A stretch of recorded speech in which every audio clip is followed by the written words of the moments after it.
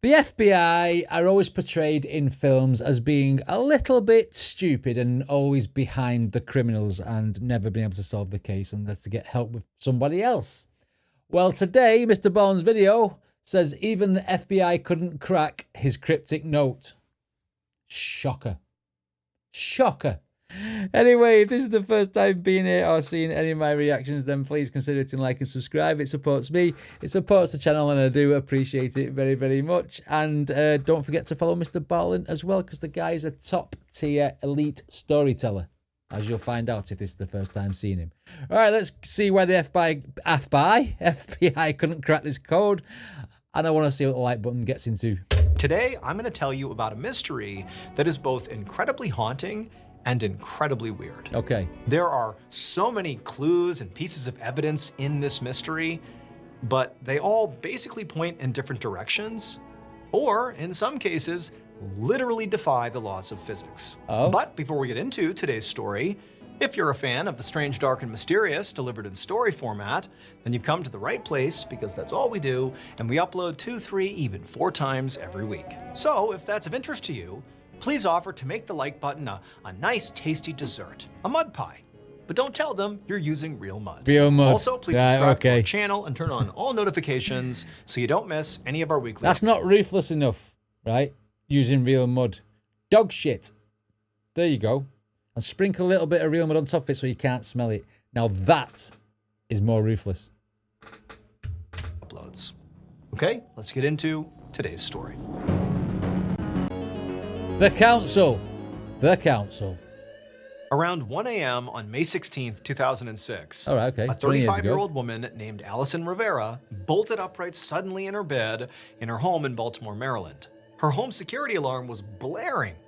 But even though that was obviously pretty surprising, it didn't really surprise her. Right. Because the alarm had gone off at almost the exact same time the night before. And so now, in the dark, Allison could see the shape of her husband, Ray, as he grabbed a baseball bat, and then Ray rushed out of the room and down the stairs he went, and Allison quickly trailed right behind him. Okay. When the two of them got downstairs near the alarm still going off, they flipped on the lights and they looked around, but Allison didn't see anybody inside of their house, and all the doors were shut. But when she looked at one specific window, she saw it was just slightly open.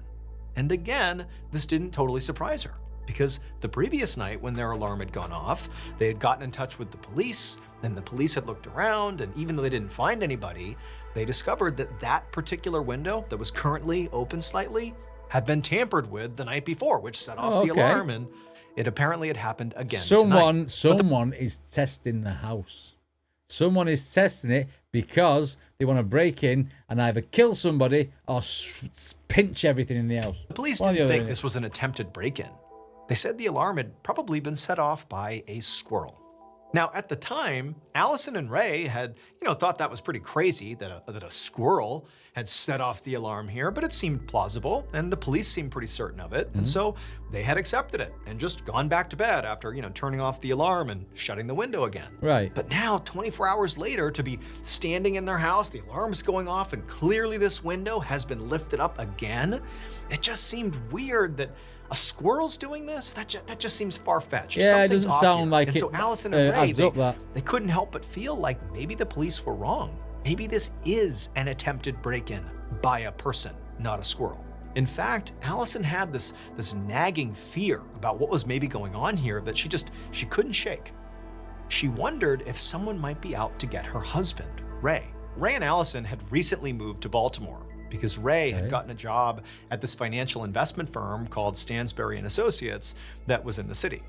Ray's actual job was to write the firm's email newsletter, which gave advice to subscribers about buying and selling stocks. But Ray didn't actually know anything about investing. His background was in screenwriting and freelance videography, not finance. And the only reason he'd gotten the job was because one of his friends owned the company and had basically hired him as a favor. It's not what you know, it's who you know. Ray was sort of trying his best here, some of the advice that he was pumping out in this newsletter was terrible. Oh. And people had very likely lost money because of it. So it felt possible that... Oh, they're all coming after him. They're all coming after him for bad financial advice. Oh my God, right, okay. That makes sense. The pitchforks are out for Ray. Very likely lost money because of it. So it felt possible that maybe one of these disgruntled subscribers could have found Allison and Ray's address and was now trying to get even with Ray. But even though this seemed plausible, that theory was kind of wild and conspiratorial, and so on this night, Allison didn't say anything about these fears to Ray. Instead, she just went over and turned off the alarm while Ray did a sweep of the house and then also made sure this window was firmly shut. And then afterward, Allison asked Ray if maybe they should call the police again. But, Ray just said no. He said, very likely it was just a squirrel like the police said, and so the house is safe, we're okay, let's just go to bed. And so even though Allison felt pretty uneasy here, she said okay, and the two of them went back to bed. And she listened to him. She listened to Ray even though he gives bad advice. That's where I'd be taking over and making my own decisions. Early the next morning, Allison sat at the dining room table and quickly ate the breakfast that Ray had made for her. She was leaving that morning for a business trip 3 hours away in Virginia, and she needed to get on the road. So after finishing her food, she put her plate in the sink, and then Ray carried her suitcase out to her car for her, and then she and Ray exchanged I love yous, and then Allison got into the car and drove off, waving at Ray as she left. 3 hours later, Allison made it to Virginia. She would spend the entire day working, and then finally at about 6:30 p.m., she checked into the hotel where she was staying. By this point, Allison was so exhausted that she practically collapsed onto the hotel bed. Okay. All she wanted to do was just check in with Ray, watch a little TV, and go to sleep.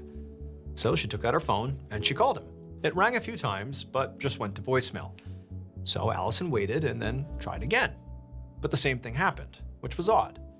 Allison wondered if Ray wasn't picking up because something had come up with work or maybe family. I mean, normally he would answer, and certainly he'd be expecting a call from her. Customers have got him. But fortunately, one of Allison's colleagues, whose name was Claudia, was actually staying with them in Baltimore. She was traveling through the area, and so that night, she was going to be there with Ray. So Allison called Claudia, who did pick up, and she asked Claudia if Ray was around.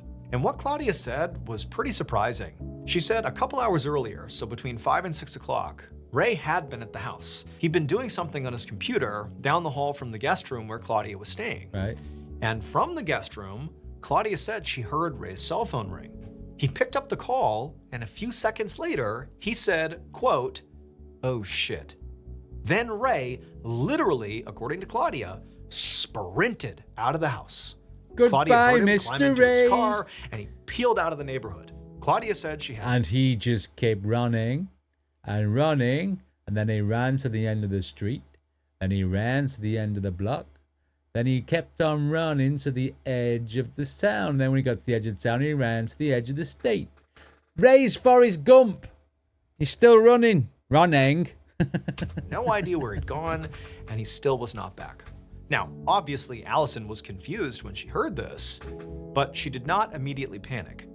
She figured that whatever had sent Ray running out of the house was probably just an emergency with work or friends or family, which, could be bad, but she assumed Ray would call her back and explain everything as soon as he got a chance. And so Allison thanked Claudia, doing her best not to give off any vibes that she was worried, and then she hung up and began getting ready for bed.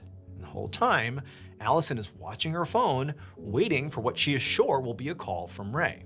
The next morning at 5:30 a.m., Allison woke up to the sound of her phone finally ringing.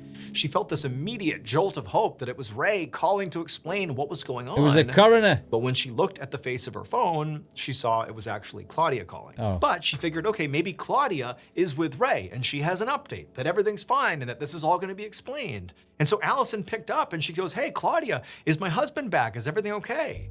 And Claudia said, "Your husband has not come home yet. I have no idea what's going on with him, but I have to leave. I have to go to the airport." At this point, Allison couldn't even hide her worry in her voice. I mean, she basically was completely panic-stricken. What was going on with Ray?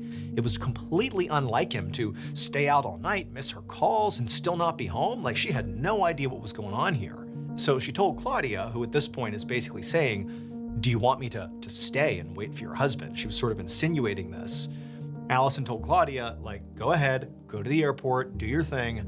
I'm going to cancel my work trip. I'm coming home. I got to figure out what's going on with Ray. As soon as Allison was off the phone, she packed up her stuff, she checked out of the hotel, and began the 3-hour drive back to Baltimore. As she drove, she did her best to stay calm, but she's calling Ray's cell phone basically the whole time, over and over and over again, and he wasn't answering. And then eventually, when she would call, it wouldn't even ring. It would just go straight to voicemail, suggesting that his phone was turned off or maybe the batteries died. And at that point, Allison really... Batteries died, his phone's died, he's died. It's a Mr. Ballen video. He's going to be dead. Couldn't control her panic. I mean, she knew something's wrong here. She had this theory that had something to do with her husband. She couldn't prove it. She had no evidence. It just felt like something bad has happened here, and she had no idea what it was. And so Allison spent the rest of the drive frantically calling Ray's workplace, his friends, his family, asking everybody if they had heard from him or if they had called him and said something that freaked him out the previous evening, anything. But everyone she spoke to said they had not seen or heard from Ray. When Allison finally pulled onto her street, it's a Mr. Ray. I can't get through a Mr. Ballen video without having a dad joke somewhere. She had this hope, this small hope that she would get home and Ray's car would be there and Ray would be inside and he'd have a story that would explain this whole crazy thing. But no, she got there, his car was gone, the house is empty, and she just knew something is definitely wrong. And so she turned right around and drove to the police station. However, when Allison reported her husband was missing to the police, it was immediately clear to her that the police were not really that concerned.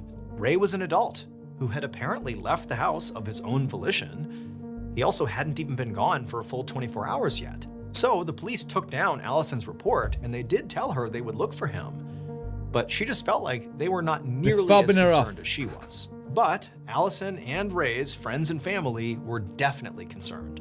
And over the next few days, they flocked to Baltimore to support Allison and also to help. So this is a Ray. Netflix thing. They drove all around the city, literally looking for Ray, but they didn't see any sign of him anywhere. They called local hospitals and asked about any John Does who maybe had come in, but none of them matched Ray's description. They also checked Ray's bank records, but he hadn't used any of his cards since he had disappeared. That's a red flag, not using his cards. With no new information and no new updates from police, Allison only got more and more desperate.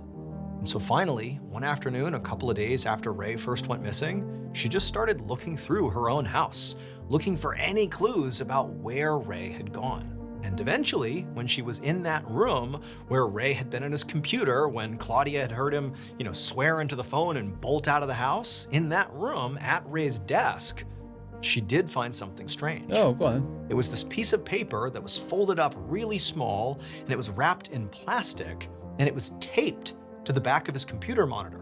And so Allison peeled off the tape, she opened up the bag, and she unwrapped the paper.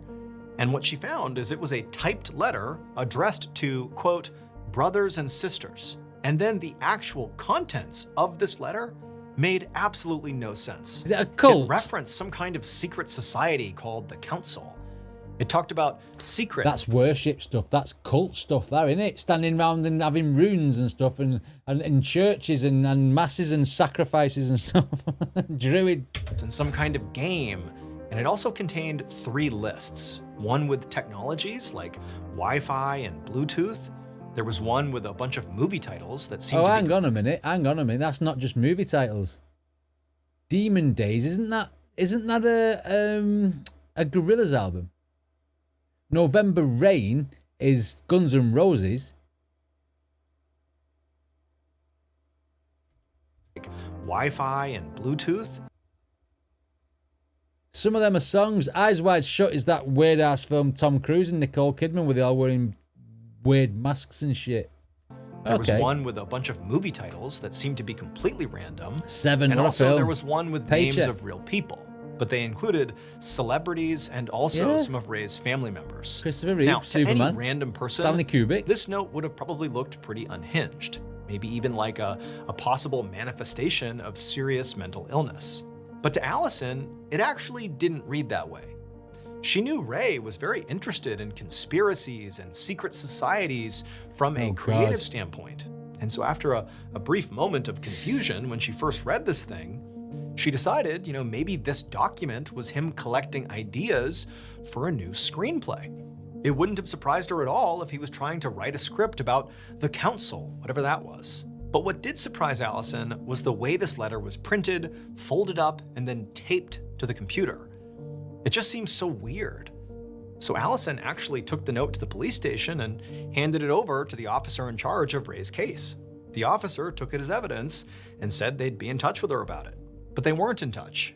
And more days went by and Ray didn't show up and there were no updates from police, and so Allison really didn't know what to do. But then on May 22nd, so 6 days after Ray disappeared, Allison was at home when she got her call from her parents.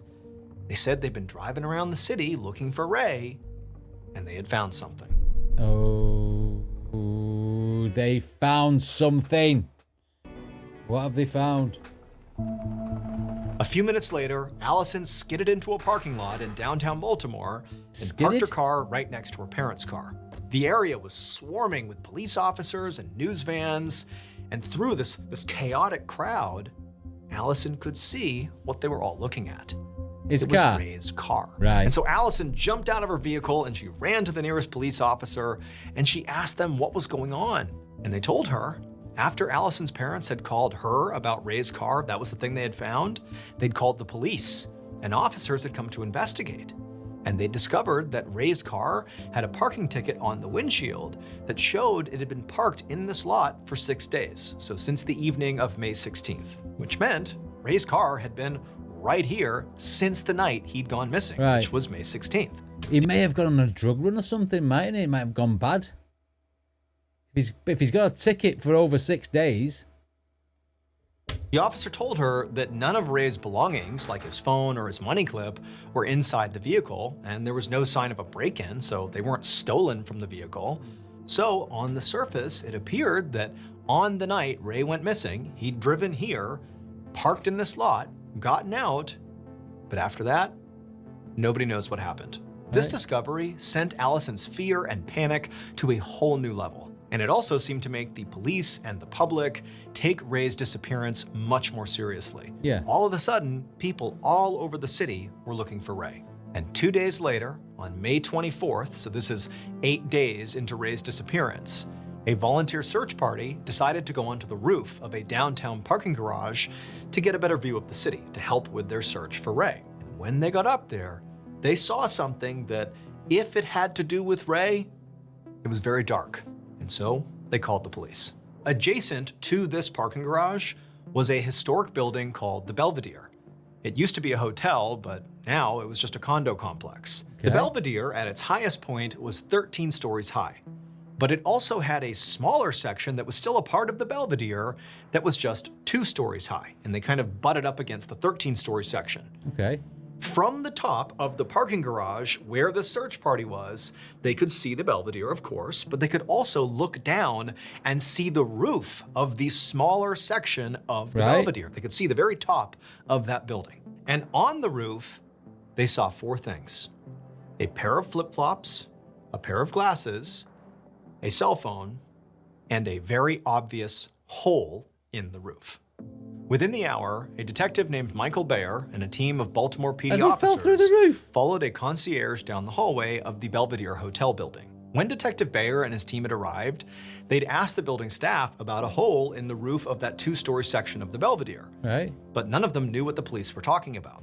The employees said that that 2-story section of the hotel where the hole apparently was closed off and had been for a long time. Damn. So nobody, at least none of them, had gone over there, not anytime recently, and so they really couldn't speak to there being a hole or not. It was possible, but nobody knew. And on top of that, nobody, not staff or guests, had reported seeing or hearing anything strange in the last week and a half, so there was no indication that damage had been done really anywhere in the hotel. But now, the concierge led Detective Bayer and his team down several winding hallways and through a series of locked doors until eventually they reached the room that corresponded to where the hole in the roof was. And as soon as the concierge unlocked that door that would lead into that room, Detective Bayer and his team were hit by a horrible smell. They went inside this big, large, empty room that Has he jumped off the proper Belvedere or something, or has he been thrown off by the people he give bad advice to? Like it once had been a conference room, and daylight was streaming down through the hole in the roof. and the light was shining directly on Ray Rivero's body. Ray was lying on the floor, face up, surrounded by dried blood, and his body was mangled. One of his legs had been broken so badly that the bones were sticking up at odd angles, and he was very badly decomposed, and so obviously was responsible for the smell. At first glance, Detective Bayer is looking at Ray's body, he's looking at the roof, and he's thinking, okay, clearly Ray, fell through the roof down here. That's how he's got here. He came through the roof. But when police examined the hole, and also those items that the search party had literally seen from their vantage point on the roof, the glasses, the flip-flops, and the cell phone, and then also when they did an autopsy on Ray's body, they realized that it actually was physically impossible for Ray to have come through the hole into this room. Because there were only 3 possible places that Ray could have fallen or jumped from to land on the Belvedere's roof where the hole was. And none of them made sense when compared to the evidence that police had. The first possibility was that Ray had fallen or jumped from the very top of the Belvedere, which is 13 stories tall. A fall from that height would definitely have killed him and caused the devastating injuries found in the autopsy, like broken legs, a broken skull, broken ribs.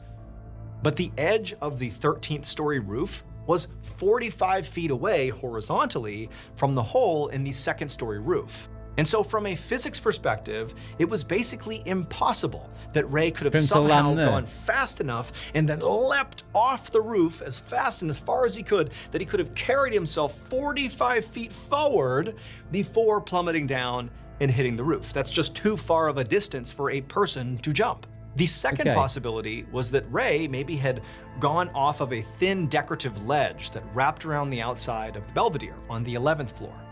If Ray fell from there, he could have landed in the spot where the hole was. However, that ledge was impossible to access without first going through a privately owned condo or office. Ray would have had to be physically let in. But again, nobody in any part of the building had reported seeing or interacting with him. And the third possibility was that Ray had gone off the top of that same parking garage that the search party had been at. It was close enough horizontally that, Ray could have landed in the spot where the hole was. But the very top of that parking garage was only about 20 feet above the 2nd story roof wouldn't do the damage of the Belvedere, which was obviously enough of a height to fall to have serious damage done to your body, but that's not enough of a fall to cause the extreme injuries that were found on Ray's body. It just wasn't enough. And then to make this whole situation even stranger, when police examined those items that were found on the roof, Ray's flip-flops, his glasses, and cell phone, they found that all the items were not, helter-skelter, sort of cast around as if he blasted through the roof and everything fell off of him. No, they were sort of organized, placed neatly on the roof like they had been staged on purpose. And also, Ray's glasses and phone were not damaged at all. So it just sort of begged the question. The bad guys have dropped him from an helicopter. That's the only thing I can think of, and that's what it is. Do you know what I mean? These ones we give bad advice to. I mean, you must be messed up in the head if you're going to do that. Question, Jesus Christ. How could this have happened? How did he fall in the first place? How did he wind up in this room? But even if you identify where he fell from or how he fell, how did his belongings wind up placed so neatly on the roof like that without any damage? Because they were staged by the baddies. It just didn't add up. And so the police didn't know what to make of any of this. And so they turned their attention back to a totally different piece of evidence. That weird note that Allison had found taped to the back of Ray's computer in their home. And so they sent that note to the FBI for analysis, hoping it would tell them something. And it did. The FBI said that based on the note, Ray was likely mentally ill and experiencing some kind of psychotic episode. This was not like a screenplay. This was, manifestation of something off in his mind. And the police, this didn't really answer all their questions, but it was sort of a relief. It seemed like, this sort of generally answers a very complicated and confusing situation. Basically, this was enough for the Baltimore PD to stop investigating, although they didn't actually officially close the case, and tell Ray's wife, Allison, and her family that Ray's death, as bizarre as it is, even though we don't really know how it happened, what we do know is that it most likely was a suicide. But Allison was not satisfied with this explanation. Because one, it still didn't answer the question of where Ray had fallen from. That seemed like an important thing to answer. And two, she didn't think Ray was mentally ill.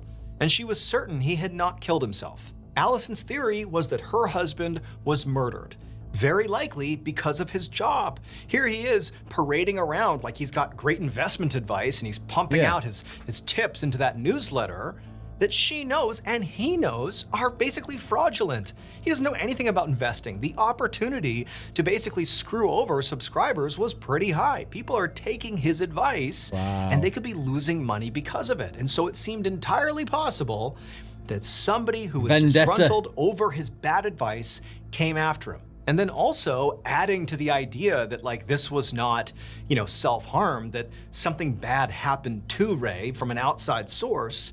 There was that strange phone call that Claudia, the friend, overheard him have when he said, "Oh shit," and then ran out the house. The police were able to trace that particular call back to Stansberry and Associates, the investment firm where Ray worked, but they were never able to figure out who had placed it or why. Because as soon as detectives began asking questions of this firm, well, Stansberry and Associates hired attorneys and told its employees not to speak about what happened to anyone, not even the police. Why is that and then? So to this day, Ray's case remains officially unsolved. Shit. But somewhere out there is the person who placed that final phone call to Ray. This person must know why Ray ran out of his house in a panic that night, and they might even know how he died or who killed him. But as of now, that person has not come forward. He's not going to, is he? Not going to get long life sentence, is he? Bizarre, man. Like I say, I mean, you never know, do you? You could get people putting a plank of wood sticking out and with loads of weight on, loads of people suddenly making walk the plank off the building into the right spot where they died. I mean, he could be dropped from an helicopter and then the items pushed round. You know, what a crazy, crazy story that is. I mean, moral of it is, don't give bad advice. Don't sell something to people when it's not real or true or whatever, because you're always going to get backlash. In this case, it was so severe that they basically killed him. Wow. That person's never coming forward. No way. Because if he was going to come forward, you know he's going to be facing major time, you know what I mean, even death penalty or whatever. I don't know, but Jesus Christ, 20 years. I mean, the funny thing is, they went to that car park to get a vantage point for the city, but why? And then suddenly seen the hole. That's a bit peculiar. And it's like coincidental. Was it a family member? Something about a will or something, you never know. Don't know. Wow, conspiracy theories everywhere. It's not like Mr. Bond to give us a unsolved story, but today he did. Anyway, what did you guys think? Let me know in the comments. Don't forget to check out his original video, and I'll see you next time.